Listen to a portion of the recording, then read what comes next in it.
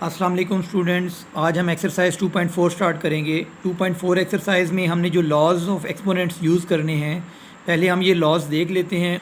तो लॉज में क्या है, अगर ए और B set of real number से बिलोंग करते हैं और साथ ही साथ एम और एन ये बिलोंग करते हैं सेट ऑफ पॉजिटिव इंटीजर्स, यानी ये पॉजिटिव इंटीजर्स हैं या नेचुरल नंबर भी कह सकते हैं।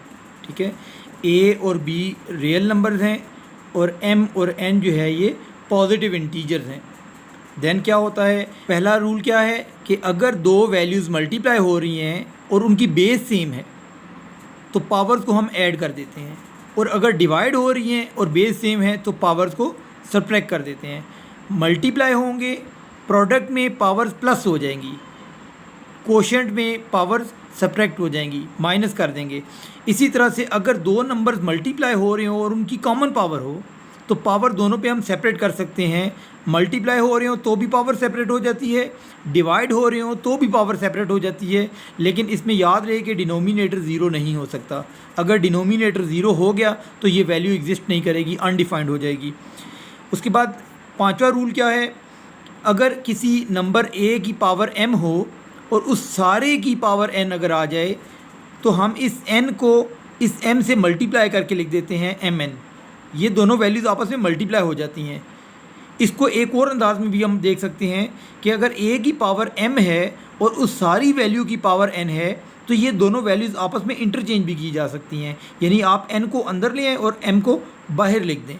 ठीक है, इसके बाद एक रूल और है, सिक्स्थ रूल क्या है कि किसी भी नंबर की पावर ज़ीरो आ जाए तो आंसर हम 1 लिख देते हैं। याद रहे कि बेस उसमें ज़ीरो नहीं होगी, यानी कि वो नंबर जिसकी पावर ज़ीरो आती है वो नंबर इटसेल्फ ज़ीरो नहीं होना चाहिए। नॉन ज़ीरो नंबर की पावर अगर ज़ीरो आ जाए तो आंसर 1 होता है। उसके बाद सेवन्थ रूल है कि अगर किसी नंबर की पावर नेगेटिव आ जाए तो हम क्या करते हैं, उस नेगेटिव पावर को पॉजिटिव बनाने के लिए नीचे ले आते हैं, रेसिप्रोकल फॉर्म में लिख देते हैं। अगर डिनोमिनेटर में फंक्शन होगा और पावर नेगेटिव होगी तो हम उसे ऊपर ले जाएंगे पावर को पॉजिटिव बनाने के लिए। स्टूडेंट्स, हम क्वेश्चन नंबर 1 का फर्स्ट पार्ट सॉल्व करते हैं। इसमें क्या लिखा हुआ है, 243 की पावर -2/3, 32 की पावर -1/5 और स्क्वायर रूट ऑफ 196 की पावर -1 है। आपने बेटा सबसे पहला काम क्या करना है, आपने जहाँ पर पावर नेगेटिव है उसको पॉजिटिव बनाना है। ये जो वैल्यू है यहाँ पर नेगेटिव पावर जो है वो रेडिकल के इनसाइड आ रही है, तो हम इस नेगेटिव पावर को पहले रेडिकल के आउटसाइड लेके जाएंगे। तो क्या लिखेंगे, 243 की पावर -2/3, 32 की पावर -1/5 डिवाइडेड बाय ये जो नेगेटिव -1 है पावर, ये -1 पावर जो है ये रेडिकल के ऊपर चली जाएगी, 196 के अंडर रूट की पावर -1 हो जाएगी। रूल है हमारे पास, ये रेडिकल की जो प्रॉपर्टीज़ हैं उनमें ये प्रॉपर्टी है कि अगर किसी नंबर की पावर आ जाए और उस पावर के ऊपर रेडिकल भी आ जाए तो रेडिकल अंदर आ जाएगा, पावर रेडिकल के ऊपर चली जाएगी। तो यही रूल मैंने यूज़ किया है कि ये जो पावर है ये रेडिकल के ऊपर ले गया हूँ। अब तमाम वैल्यूज़ की पावर जो है वो नेगेटिव है, तो अब हम क्या करेंगे, पावर्स को पॉजिटिव बनाएंगे, इसको ऊपर ले जाएं और उन दोनों को नीचे ले आएँ। तो 196 का स्क्वायर रूट ऊपर हो जाएगा divided by 243 raise to power -2/3, ये +2/3 हो जाएगा, और 32 की पावर 1/5 आ जाएगा। इसमें जो रूल हमने यूज़ किया है वो क्या है, मैं यहाँ पर वो रूल डिफ़ाइन कर देता हूँ कि अगर किसी नंबर की पावर नेगेटिव आ जाए तो उस नेगेटिव पावर को पॉजिटिव बनाने के लिए हम नीचे ले आते हैं, और अगर वो वैल्यू नीचे हो तो हम ऊपर ले जाते हैं। इसमें श्योरिटी ये होनी चाहिए कि बेस जो है वो ज़ीरो नहीं है, अदर देन ज़ीरो है, देन हम इस वैल्यू को नीचे लेके आ सकते हैं। नेक्स्ट स्टेप में क्या होगा, अब हम इन वैल्यूज़ को सिंप्लीफाई करते हैं। 196 जो है ये 14 का स्क्वायर होता है, 14 का स्क्वायर होता है, तो मैं इसे 14 का स्क्वायर लिख देता हूँ डिवाइडेड बाय 243। 243 जो है ये 3 रेज़ टू पावर 5 है, 3 की पावर 5 है, 3 को 3 से 5 टाइम्स मल्टीप्लाई करें तो आता है, मैं इसकी फैक्टराइजेशन रफ वर्क में कर लेता हूँ। 243 को 3 से डिवाइड करेंगे, फर्दर ये 3 पे डिवाइड होगा तो 27 आ जाएगा, फर्दर ये 3 पे डिवाइड होगा तो 9 आ जाएगा, एंड देन 3 आ जाएगा और फिर 3 पे डिवाइड होगा तो 1। तो 1 2 3 4 5, 5 टाइम्स 3 मल्टीप्लाई होगा तो 3 पावर 5 हो जाएगा और इस सारे की पावर है 2/3। और 32 जो है ये 2 रेज़ टू पावर 5 होता है, इसकी पावर 1/5। अगर आप इसको फैक्टराइज़ करते हैं तो मैं यहाँ पर 32 को फैक्टराइज़ करता हूँ, 2 से डिवाइड, इवन नंबर है 2 पे डिवाइड करें। सबसे पहले 2 पे डिवाइड करेंगे तो ये 16 हो जाएगा, 16 को 2 से मल्टीप्लाई करें 32 आता है। फिर ये 2 पे डिवाइड होगा तो 8 आ जाएगा, फिर ये 2 पे डिवाइड होगा तो 4 आ जाएगा, फिर ये 2 पे डिवाइड होगा तो 2 आ जाएगा, फर्दर ये 2 पे डिवाइड होगा तो 1 आ जाएगा। तो ये 1 2 3 4 5, 5 टाइम्स 2 मल्टीप्लाई करें तो 2 रेज़ टू पावर 5 बन जाता है, जिसे हम 32 कहते हैं। नेक्स्ट स्टेप में ये वाला स्क्वायर रूट इस स्क्वायर से कैंसिल हो जाएगा तो हमारे पास न्यूमरेटर में आ जाएगा 14 और ये 5 पावर जो है ये इससे मल्टीप्लाई होगा 2 से, तो ये बन जाएगा 3 रेज़ टू पावर 10/3 और यहाँ पर ये 5 इस 1/5 से कैंसिल हो जाएगा तो 2 रह जाएगा। नेक्स्ट स्टेप में ऊपर जो 14 है इसे हम लिख सकते हैं 7 multiplied by 2 divided by 3 power 10 लैदा कर लें और उस सारे की पावर 1/3 लैदा कर लें और ये वाला 2 आ जाएगा हमारे पास। ये वाला 2 इस 2 से कैंसिल हो जाएगा। नेक्स्ट स्टेप में ये जो 3 रेज़ टू पावर 10 है इसको हम लिख सकते हैं 7 डिवाइडेड बाई 3 रेज़ पर 10 को लिख सकते हैं 3 पावर 9 एंड 3 पावर 1, यानी कि मैंने एक पावर लैदा कर लिया और 9 पावर सेपरेट कर ली है।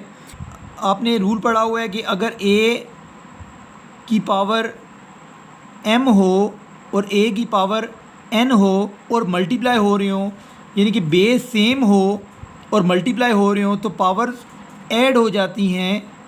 और अगर पावर्स ऐड हो रही हों तो हम इन्हें सेपरेट बेस में भी लिख सकते हैं।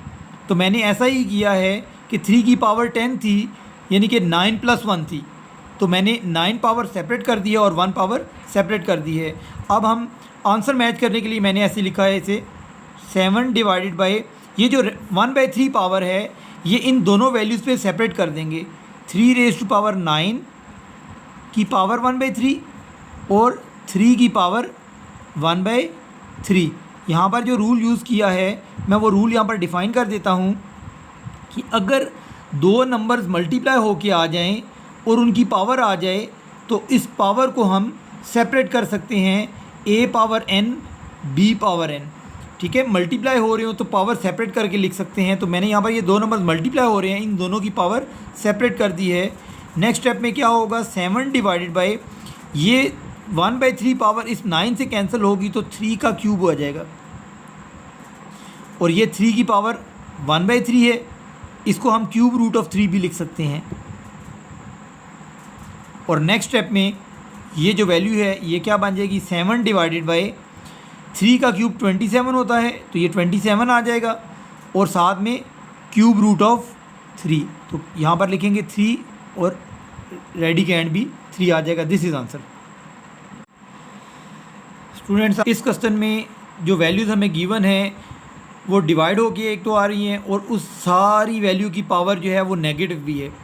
तो सबसे पहला काम हम क्या करेंगे, ये जितनी भी वैल्यूज़ नीचे पड़ी हुई हैं इन तमाम को हम ऊपर ले जाएंगे और ये जो z की पावर 0 है ये 1 हो जाएगा। इनको ऊपर ले जाएं तो ये क्या बन जाएगा x power -2, x power -4, y power -1, ये ऊपर जाएगा तो y की पावर क्या हो जाएगी +3। देखें x की पावर +4 है, ऊपर जाके -4 हो जाएगी, y की पावर -3 है, ऊपर जाके +3 हो जाएगी और z की पावर -4 है और ये वैल्यू 1 हो जाएगी। इस सारे की पावर है -3। ठीक है, अब नेक्स्ट स्टेप में क्या होगा, जो वैल्यूज़ जिनकी बेस सेम है उनकी पावर्स को हम ऐड कर देंगे तो ये आ जाएगा x पावर -4 एंड -2 एंड -4। जिनकी बेस सेम है उनकी पावर्स आपस में ऐड हो जाएंगी तो ये दोनों पावर्स ऐड कर दी। इसी तरह y की पावर -1 +3 हो जाएगा और z पावर -4 आ जाएगा। इस सारे की पावर हमारे पास है -3। अब ये पावर्स ऐड हो जाएंगी तो ये क्या बन जाएगा -6, y की पावर +2 और z की पावर -4 की होल पावर -3। अब नेक्स्ट स्टेप में हम क्या करेंगे, ये -3 पावर जो है ये सारों पे लहदा कर देंगे। तो ये आ जाएगा x की पावर -6 की होल पावर -3, y के स्क्वायर की होल पावर -3, z की पावर -4 की पावर -3। अब ये दोनों आपस में मल्टीप्लाई होंगे तो x की पावर क्या आ जाएगी, +18। -6 को -3 से मल्टीप्लाई करेंगे तो +18 आ जाएगा। इसी तरह से y की पावर 2 को जब -3 से मल्टीप्लाई करेंगे तो ये -6 हो जाएगा, और z की पावर -4 को -3 से मल्टीप्लाई करेंगे तो ये +12 हो जाएगा। नेक्स्ट स्टेप में ये आ जाएगा x = 18, z x power 18, z power 12 divided by y की पावर नेगेटिव है, इसे नीचे ले आएंगे, पॉजिटिव बना लेंगे। ये हमारा बेटा आंसर है। स्टूडेंट्स अब हम क्वेश्चन नंबर 1 का 4th पार्ट सॉल्व करते हैं। इसमें क्या लिखा हुआ है, 81 की power n into 3⁵ minus 3⁴n-1 into 243 divided by 9⁵2n into 3⁵3। तो ये जितनी भी वैल्यूज़ लिखी हुई हैं इन तमाम की बेस हम 3 बनाएंगे। जैसे ये 81 है, 81 को हम लिख सकते हैं 3⁴ की पावर n मल्टीप्लाई बाय 3⁵5 है, माइनस यहाँ पर 3⁴n लिखा हुआ है और -1 भी है, तो इसको मैं यूँ लिख देता हूँ 3⁴n इंटू 3 पावर -1, और 243 को लिखा जा सकता है 3⁵5, और 9 को लिख सकते हैं 3 का स्क्वायर, इसकी पावर आ जाएगी 2n और 3⁵3। नेक्स्ट स्टेप में ये जो पावर है 4 और ये जो पावर n है ये दोनों आपस में मल्टीप्लाई हो जाएंगे, तो ये हमारे पास बन जाएगा 3⁴n, साथ में मल्टीप्लाई हो रहा है 3⁵5 माइनस यहाँ पर आ जाएगा 3⁴n, और ये जो 3 है इसकी पावर -1 है और 3 की पावर 5 है, तो ये दोनों आपस में ऐड होके बन जाएंगी -1 + 5, और डिनोमिनेटर में ये दोनों आपस में मल्टीप्लाई होंगे तो 3⁴n और साथ में है 3⁵3। इस वैल्यू को दोनों के नीचे सेपरेट डिवाइड कर दें, तो ये आ जाएगा 3⁴n into 3⁵5 divided by 3⁴n into 3⁵3 minus 3⁴n into 3⁴ divided by 3⁴n into 3⁵3। तो ये वाली वैल्यू इससे कैंसिल हो रही है, ये वाली वैल्यू इससे कैंसिल हो रही है, तो नेक्स्ट स्टेप में ये क्या आ जाएगा 3⁵5 माइनस 3, दो वैल्यूज़ डिवाइड हो रही हैं, बेस सेम है, पावर सब्ट्रैक्ट हो जाएंगी, माइनस 3⁵4 माइनस 3। यहाँ पर आप रूल बता दें कि अगर दो वैल्यूज़ डिवाइड हो रही हैं उनकी बेस सेम है तो पावर्स को सब्ट्रैक्ट कर देते हैं, ये वाला रूल मैंने यूज़ किया है यहाँ पर। अब नेक्स्ट स्टेप में क्या होगा, 3⁵2 माइनस 3⁵1 आ जाएगा, 3⁵2 is 9 minus 3⁵1 is 3, answer is 6। Students अब हम इस एक्सरसाइज का क्वेश्चन नंबर 2 सॉल्व करेंगे।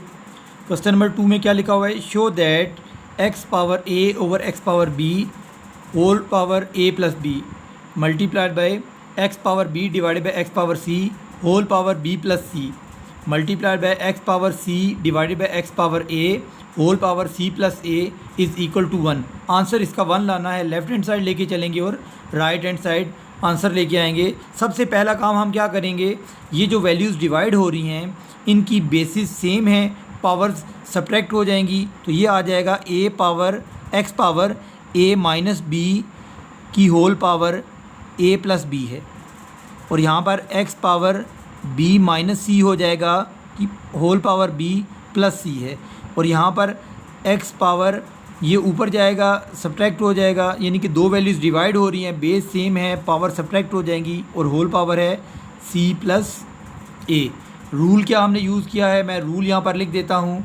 जो रूल यूज़ किया है वो ये है कि अगर a की power n divided by a power m है